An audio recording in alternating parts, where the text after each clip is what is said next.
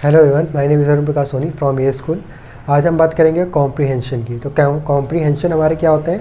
एक comprehension basically हमारा होता है एक अनसीन पैसेज होता है।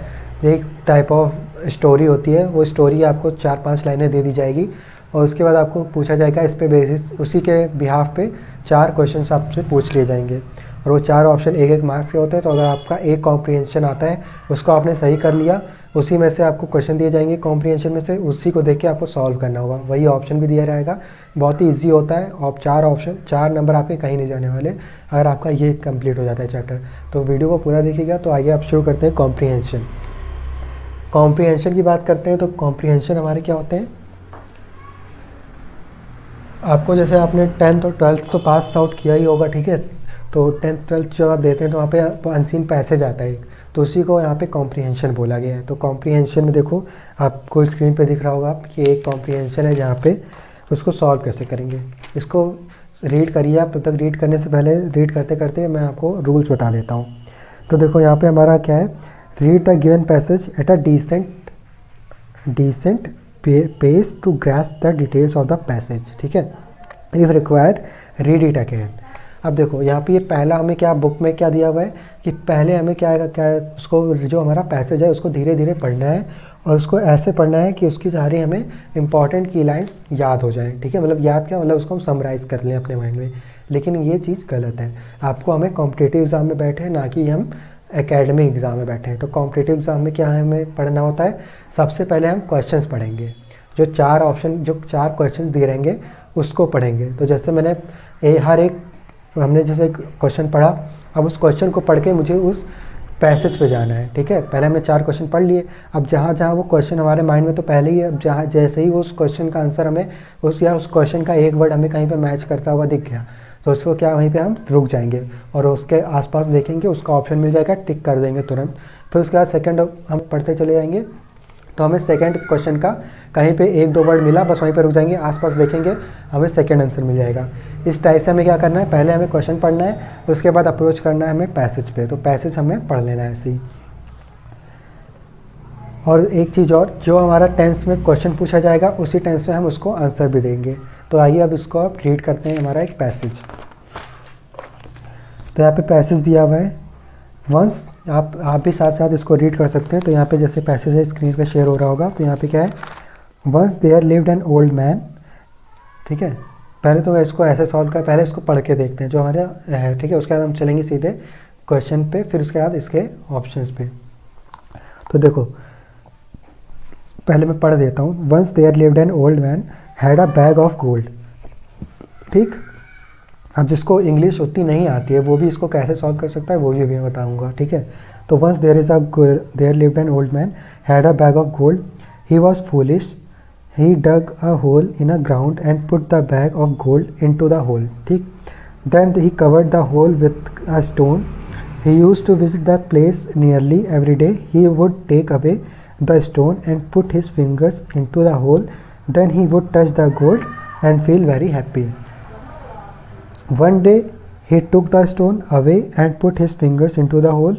How angry and sad he was when he discovered that his treasure was not there.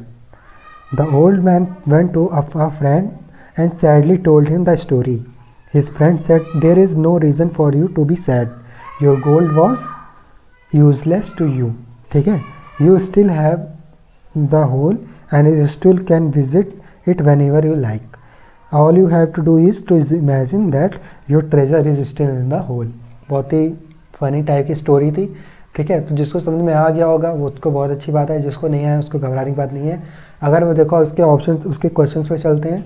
तो यहाँ पे क्या है, the old man hide the gold. अब यहाँ पे ऑप्शन है ओल्ड मैन ने वो गोल्ड कहाँ पे छुपाया था, ठीक है। उसके बाद हमारा क्या है, the old man was pleased when he, ठीक। The old man visited the place where he kept the gold hidden. The friend's words possibly made the old man. The friends told the old man that. ठीक। अब देखो जिसको ये पैसे समझ में आ गया होगा उसके लिए ये क्वेश्चन बहुत ही इजी लग रहे होंगे, ठीक है। जिसको ये क्वेश्चन जिसको इंग्लिश उतनी नहीं आती बेसिकली, ठीक है, वो क्या करेगा, अब उस पर बात कर लेते हैं। या फिर जिसको आती भी है, जिसको और क्विक करना है इस क्वेश्चन को, उसको कैसे करना है ये। तो सबसे पहले मैं इससे चलूँगा क्वेश्चन पे। तो the old man hide the gold, the old man hide the gold. अब मैं समझ लो मैंने पहली बार इस पैसेज को देखा है और मैंने the old man hide the gold मैंने ये पहला क्वेश्चन पढ़ा, ठीक है। अभी तो मैंने सारे क्वेश्चन पढ़ लिए। अब मैंने पहला क्वेश्चन पढ़ा the old man hide the gold. इसकी मुझे मीनिंग हल्के हल्की समझ में आ रही है। फॉर एग्जांपल मुझे इंग्लिश नहीं आती है, तो हाइड का मतलब छुपाना होता है, गोल्ड का मतलब सोना होता है। तो सोना कहाँ पे छिपा है मुझे ये देखना है। तो ओल्ड मैन ने सोना कहाँ छिपाया था मुझे ये देखना है, ठीक है। अब मैं इसको पैसेज को रीड करूँगा। तो क्या हो जाएगा, once there lived an old man he had a bag of gold, he was so foolish he dug a hole in the ground and put the bag of gold in the hole, ठीक है। तो उसने मुझे यहाँ से क्या पता चला, गोल्ड पता चला, उसने होल किया था, उसके अंदर इस गोल्ड को डाल दिया।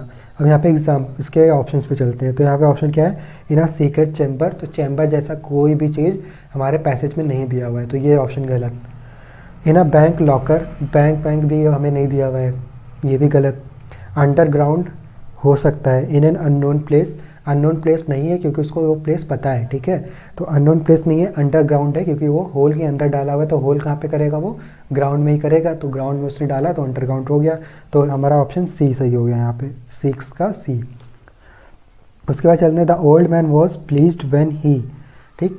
अब हमने पढ़ा ऑप्शन क्वेश्चन नंबर 7 पढ़ा हमने, the old man was pleased when he. Pleased का मतलब क्या होता है, हैप्पीनेस, ठीक।